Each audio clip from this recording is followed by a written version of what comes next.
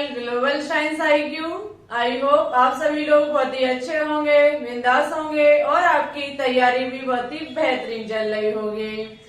तो सबसे पहले हमारे सभी प्यारे प्यारे स्टूडेंट्स को गुड इवनिंग, शुभ संध्या, राधे राधे, जय श्री कृष्णा, जय माता दी। स्टूडेंट्स, आज हम आपके लिए केमिस्ट्री का लेक्चर नंबर 28 लेकर के आए हैं, जिसमें आज हम आपको संयोजकता मीन्स वैलेंसी के बारे में आपको जानकारी देने वाले हैं।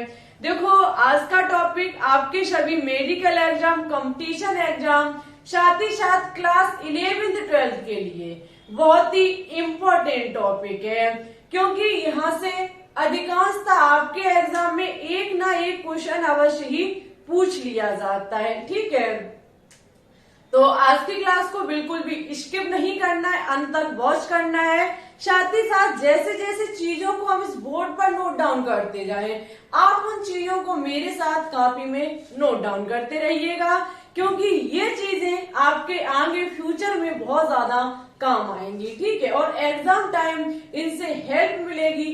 जब वो आप नोट डाउन करोगे तो इन चीजों को रिवाइज भी कर सकोगे। ठीक है, तो नोट डाउन जरूर कीजिएगा। और आज की क्लास ये सोच करके देखिएगा कि पक्का यहाँ से हमें बहुत ज्यादा हेल्प मिलेगी, साथ ही साथ यहाँ से कुछ नया सीखने को मिलेगा। ठीक है, आज हम जो बैलेंस निकालनी सिखाएंगे वो बिल्कुल हटकर निकालनी सिखाएंगे।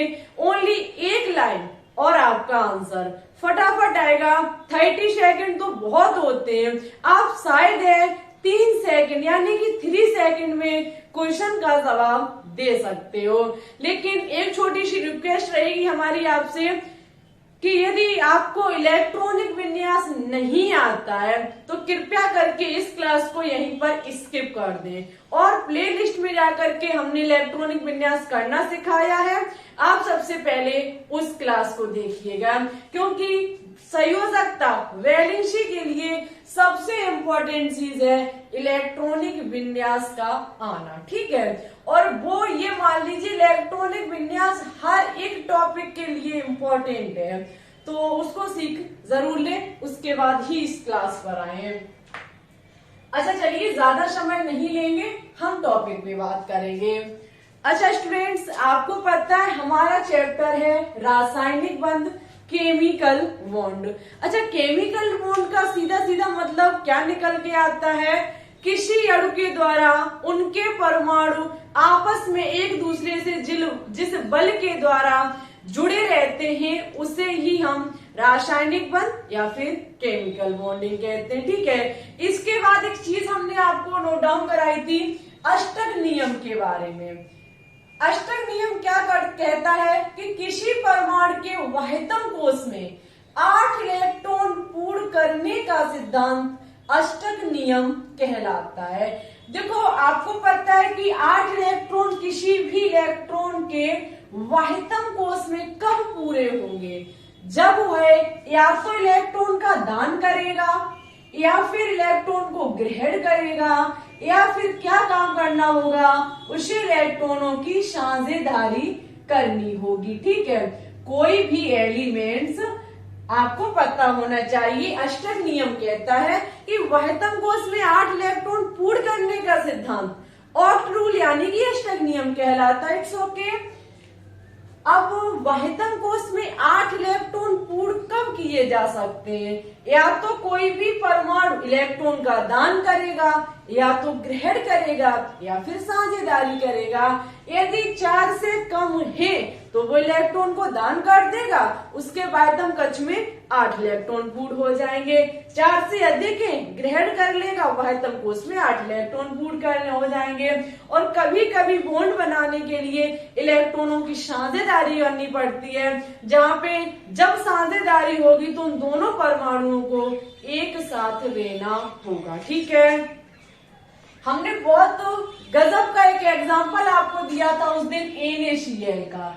ठीक है, और देखो ऐसा मत समझना कि हमेशा NaCl ही क्यों आप लेते हैं, हम अदर की भी बात कर सकते हैं, CaO की कर सकते हैं, किसी भी अयौगिक की कर सकते हैं, लेकिन ये थोड़ा इजी हो जाता है समझने में, तो फिर हम ये सबसे पहले एग्जाम्पल उठा लेते हैं।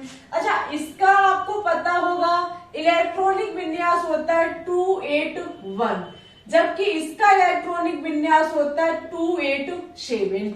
जानकारी के लिए बता दें, सोडियम क्या करेगा, एक इलेक्ट्रॉन का दान कर देगा और इसके बाह्यतम कोश में 8 इलेक्ट्रॉन पूर्ण हो जाएंगे। ये एक इलेक्ट्रॉन को ग्रहण कर लेगा, ये एक इलेक्ट्रॉन को ग्रहण कर लेगा, इसके भी बाह्यतम कोश में 8 इलेक्ट्रॉन पूर्ण हो जाएंगे। जब ये दान करेगा, ये ग्रहण करेगा, बन के तैयार होगा NaCl। अच्छा प्रिय स्टूडेंट्स, क्या ऐसे ही NaCl हमारा बन जाएगा? नहीं, ऐसे नहीं बनेगा। जब ये इलेक्ट्रॉन का दान करेगा, ये ग्रहण करेगा, इनके बीच बॉन्डिंग होगी। जब इनके बीच बंध बनेगा तो हम यहाँ से वैलेंसी को ज्ञात करेंगे। कहने का मतलब है, मेरी बात को ध्यान से समझिएगा, संयोजकता की डेफिनेशन नहीं हम लिखाएंगे क्योंकि ये एग्जाम में पूछी नहीं जाती है, लेकिन हमारी बातों पर गौर कीजिएगा। वैलेंसी किसे कहते हैं? किसी परमाणु के द्वारा दूसरे परमाणु के साथ इलेक्ट्रॉन को दान करना, ग्रहण करना या फिर साझेदारी करके बंध बनाने की क्षमता को ही हम संयोजकता कहते हैं। यानी कि किसी परमाणु के द्वारा अन्य परमाणुओं के साथ बंध बनाने के लिए इलेक्ट्रॉन को दान करना, ग्रहण करना या फिर साझा किया जाता है, इसे ही संयोजकता कहा जाता है।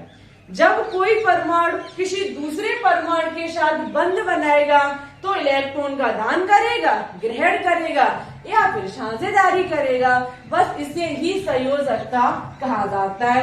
अब ये मान लीजिए, इस चीज को बिल्कुल माइंड से निकाल दीजिए, हमने कहा सब बकवास था।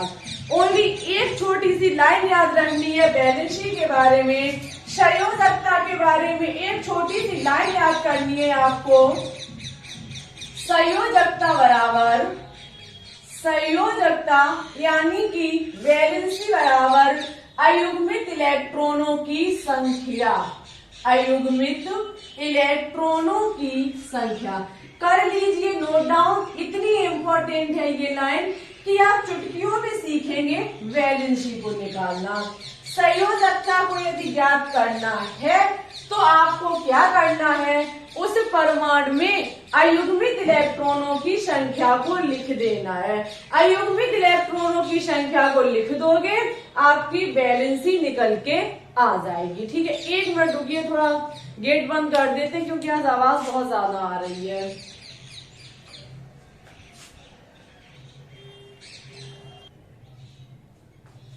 ठीक है, इतनी लाइन आपको याद रखनी है, अयुग्मित इलेक्ट्रॉनों की संख्या, बस इसके अलावा आपको कुछ भी याद नहीं रखना। एक चीज और रख लीजिएगा, और ये तो आपको पहले से ही पता होगा, आपको पहले से ही पता होगा सब सेल के बारे में। हमारे 4 सब सेल होते हैं SPDF, ठीक है, जहां पे इनकी कक्षक ऑर्बिटल की बात की जाए तो S का 1 कक्षक होता है, P के 3 कक्षक होते हैं, D के 5 कक्षक होते हैं, ठीक है, और इसके 7 कक्षक होते हैं।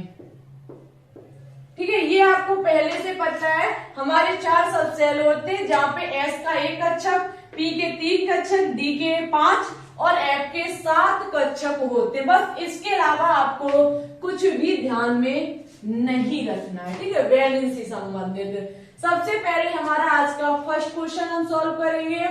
पहला क्वेश्चन है हमारा कि ऑक्सीजन की संयोजकता कितनी होगी।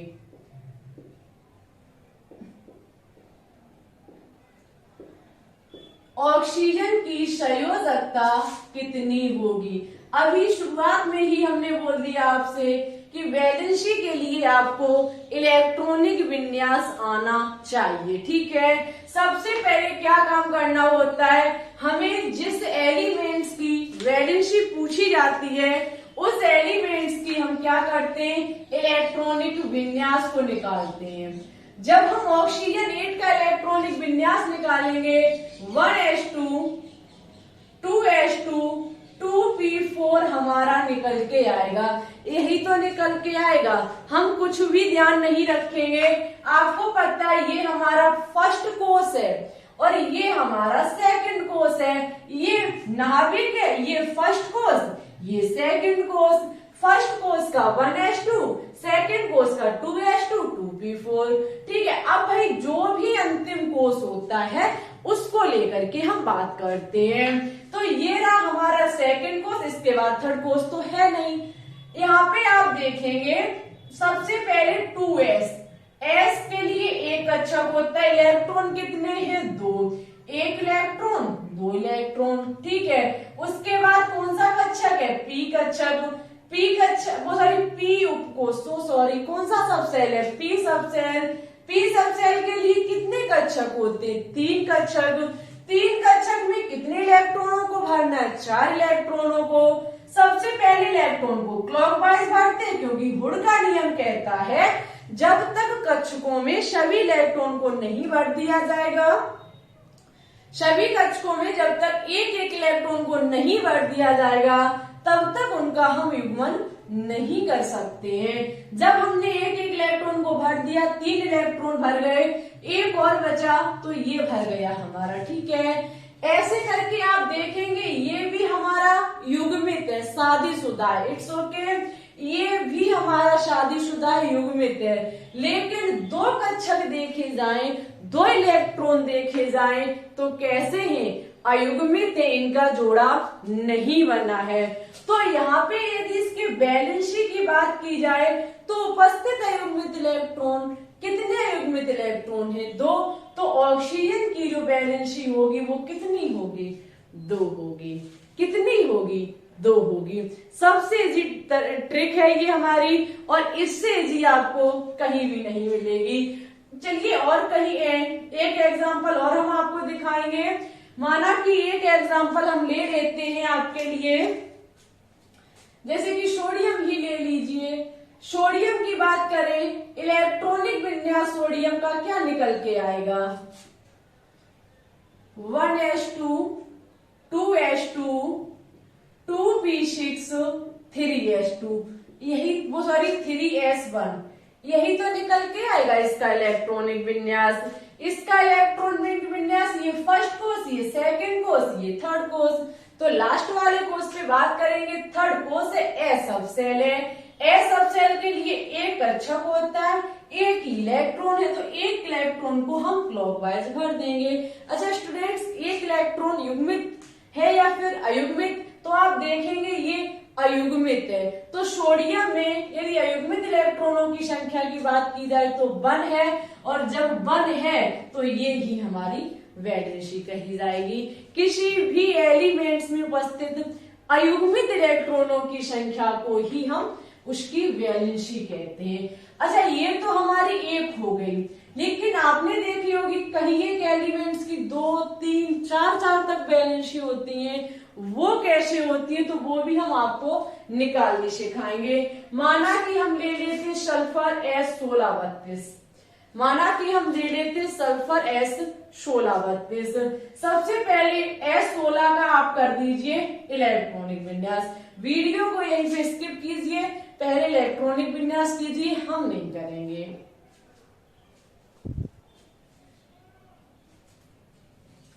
ठीक है, सभी ने कर लिया। तो अब जो देखेंगे इलेक्ट्रॉनिक विन्यास 1s2, 2s2, 2p6, 3s2, 3p4, यही तो इसका इलेक्ट्रॉनिक विन्यास निकल के आएगा। 1s2, 2s2, 2p6, 3s2, 3p4। अच्छा चलिए हम इसमें अयुग्मित इलेक्ट्रॉनों की संख्या निकालते हैं। फर्स्ट कोष, सेकंड कोष, ये रहा हमारा थर्ड कोष। थर्ड कोष में देखेंगे 3s2, एस सबसेल के लिए एक कक्षक होता है, 2 इलेक्ट्रॉन, एक क्लॉकवाइज, दूसरा एंटी क्लॉकवाइज। पी सबसेल के लिए देखेंगे कितने इलेक्ट्रॉन, कितने कक्षक होंगे? 3 कक्षक होंगे, 4 इलेक्ट्रॉन, 1, 2, 3 और ये हमारा 4 हो गया। अच्छा यहाँ पे हम देखेंगे तो हमारी वैलेंसी निकल के आएगी 2, क्योंकि इसमें अयुग्मित इलेक्ट्रॉनों की संख्या कितनी है? 2 है।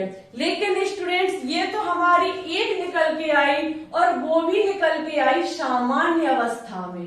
किसमें निकल के आई? सामान्य अवस्था में। एक बात का ध्यान रखिएगा, एग्जाम में उत्तेजित अवस्था में भी वैलेंसी पूछी जाती है। सबसे पहले अब हम निकालेंगे उत्तेजित अवस्था में। ये जो हमारी वैलेंसी 2 निकल के आई, ये तो थी हमारी सामान्य अवस्था में। हम ज्ञात करेंगे किसमें? ज्ञात करेंगे उत्तेजित अवस्था में, वो भी उत्तेजित अवस्था में फर्स्ट वैलेंसी। देखो कैसे ज्ञात करेंगे, तो सबसे पहले अंतिम कोष उठा के रखेंगे 3s2 3p4। डियर स्टूडेंट्स, आपको पता है ये है नाभिक, ये फर्स्ट कोष, ये सेकंड कोष, ये थर्ड कोष।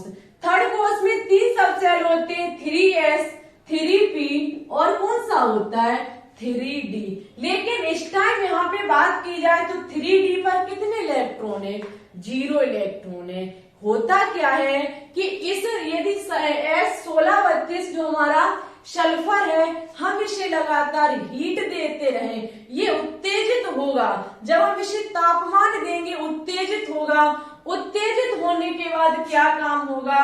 3s2 जो होगा 3s2 रहेगा और 3p4 का ये जो जोड़ा बन रहा है उसका एक इलेक्ट्रॉन यहाँ से हट करके किसमें पहुंच जाएगा? 3d1 में पहुंच जाएगा। जब ये 3d1 में पहुंच जाएगा, इसको कहा जाएगा उत्तेजित अवस्था। तब हम इसकी वैलेंसी ज्ञात करेंगे। तो 3s2 एक इलेक्ट्रॉन, दूसरा इलेक्ट्रॉन, 3p3 के लिए 3 कक्षक होंगे, 3 इलेक्ट्रॉन भरे जाएंगे, 1 2 3। डी के लिए 5 कक्षक होंगे, इलेक्ट्रॉन कितना है? 1। एक बात का विशेष ध्यान रखिएगा कि जो कक्षक हमारे खाली हैं, इनको ना तो हम अयुग्मित कहते ना ही युग्मित कहते, क्योंकि अयुग्मित कहा किसको जाता है? इलेक्ट्रॉन को, वो भी कैसा इलेक्ट्रॉन? जिसका जोड़ा ना बना हो। यहाँ पे तो कोई इलेक्ट्रॉन नहीं है, तो जोड़े की बात कहाँ से आएगी? ठीक है, तो कभी ये मत कह लीजिएगा कि ये डिब्बे बिल्कुल खाली है तो ये पूर्णतः युग्मित है, ऐसा कभी मत सोचिएगा। यदि यहाँ पे ज्ञात की जाए वैलेंसी, 1 मिनट फोन चेक करते, शायद हीट तो नहीं हो गया। ठीक है, यदि हम यहाँ पे वैलेंसी ज्ञात करना चाहेंगे तो 3 और 1 4 कितनी निकल के आएगी? 4, क्योंकि 4 इलेक्ट्रॉन यहाँ पर कैसे हैं? अयुग्मित हैं। 4 इलेक्ट्रॉन यहाँ पे कैसे? अयुग्मित है। लेकिन हम यहाँ से एक वैलेंसी अभी भी ज्ञात कर सकते हैं। अच्छा कैसे? यहाँ पे ये वाला जो 3s है, ये भी तो जोड़ा बना के रखा है, हम इसको भी बहुत ज्यादा हीट देंगे और गर्म करेंगे तो इसका साथी भी इससे अलग हो जाएगा। अलग हो करके हमारा क्या बचेगा? 3s1 3p3 और 3d2। ये किस में पहुंच रहे हैं? डी वाले कक्षक, डी वाले कोष में, डी वाले उपकोष में, सब सेल में जो पूर्णतः खाली डला हुआ है। ठीक है, अब यहां से ज्ञात करेंगे ए सब सेल में 1 इलेक्ट्रॉन है, पी सब सेल में 3 इलेक्ट्रॉन है, 1 2 3, और डी सब सेल के 5 कक्षक में 2 इलेक्ट्रॉन है। कितने इलेक्ट्रॉन है? 2 इलेक्ट्रॉन है। ठीक है, अब यहां से हम देखेंगे तो अयुग्मित इलेक्ट्रॉन कितने होंगे? 1 2 3 4 5 6। तो यहाँ पे इसकी वैलेंसी उत्तेजित अवस्था में कितनी निकल के आएगी? 6 निकल के 6 निकल के आएगी। सामान्य अवस्था में पूछी जाए तो इसकी वैलेंसी 2 होगी, जबकि उत्तेजित अवस्था में एक तो 4 होगी और दूसरी हमारी 6 होगी। ठीक है, हमें पूरी उम्मीद है, पूरा भरोसा है कि आपको यहाँ से वैलेंसी संयोजकता निकालनी आ गई होगी। लेकिन अभी जाने का नहीं, हम क्वेश्चंस होमवर्क में देंगे, यदि उसका जवाब आपने दे लिया तो हम मान जाएंगे कि आपको वैलेंसी समझ में आ गई है। यदि आपने क्वेश्चन का आंसर ना दे पाया तो हम समझ जाएंगे कि आपको वैलेंसी निकालनी नहीं आई है। ठीक है, तो आपसे बहुत ज्यादा रिक्वेस्ट है कि आंसर दीजिएगा जरूर, हम आपके आंसर का इंतजार करेंगे। साथ ही साथ कल शाम 3 बजे लाइव आइएगा, आपको वहां से वैलेंसी से संबंधित क्वेश्चंस भी देखने को मिलेंगे। ठीक है, वैलेंसी से संबंधित संबंधित क्वेश्चंस देखने को मिलेंगे। आज की क्लास में कुछ न्यू सीखा हो तो छोटी सी रिक्वेस्ट है कि क्लास को लाइक कर दीजिएगा, ठीक है। कुछ भी सीखने को मिला हुआ हो, कुछ न्यू सीखने को मिला हो तो रिक्वेस्ट है क्लास को लाइक कर दीजिए, दोस्तों में भी शेयर कर दीजिए, जिससे कि वो भी इस चीज का आनंद उठा सके। अच्छा, क्वेश्चन फर्स्ट है हमारा, Cl की वैलेंसी कितनी होगी? ठीक है, Cl की वैलेंसी, लेकिन आपको उत्तेजित, सामान्य सभी में निकालनी होगी। सामान्य अवस्था में, उत्तेजित अवस्था में जितनी भी निकल के आए आपको सभी निकाल के दिखानी है। सेकंड नंबर पे आपको नाइट्रोजन की वैलेंसी निकालनी है, ठीक है। नाइट्रोजन और क्लोरीन की वैलेंसी आपको निकाल के दिखानी है। देखते हैं कितने स्टूडेंट्स आज के क्वेश्चंस का जवाब देते हैं। हम आपके कमेंट का इंतजार करेंगे। जिस स्टूडेंट का आंसर सबसे पहले और सही आएगा उस स्टूडेंट्स के क्वेश्चन को हम पिन करके रखेंगे, ठीक है, यानी कि आंसर को पिन करके रखेंगे। वीडियो कैसी लगी कमेंट बॉक्स में बताइएगा जरूर। अच्छी लगी हो तो प्लीज इसे लाइक करें, दोस्तों के साथ शेयर करें। चैनल पर अभी अभी न्यू जुड़ रहे हैं तो चैनल को सब्सक्राइब करके बेल आइकन को दबा के ऑल पर क्लिक जरूर कर लें, जिससे आने वाली वीडियो के नोटिफिकेशन आपके पास टाइम टू टाइम पहुंचते रहेंगे। और प्रिय स्टूडेंट्स, आप हमारे टेलीग्राम चैनल को भी ज्वाइन कर लें, जिससे आने वाली वीडियो के नोटिफिकेशन आपके पास सबसे पहले वहां पे हम डाल देते तो नोटिफिकेशन एक तो आ जाएगा, पीडीएफ मिल जाएगी, और बाई चांस क्लास को नहीं ले रहे हैं, कोई बात है तो इसकी इंफॉर्मेशन हम वहीं डालते हैं, ठीक है। कीजिएगा, उसे ज्वाइन, डिस्क्रिप्शन में लिंक डली हुई है, वैसे नाम है ग्लोबल साइंस IQ, ठीक है। तो अपना सपोर्ट और प्यार इसी प्रकार से बनाए रखिएगा, और बहुत बहुत धन्यवाद क्लास को अंत तक वॉच करने के लिए। फिर ठीक है, चलते, अपना ख्याल रखिएगा, अच्छे से स्टडी कीजिएगा। ओके, धन्यवाद। Thanks for watching this video. जय हिंद, जय भारत, ऑल द बेस्ट।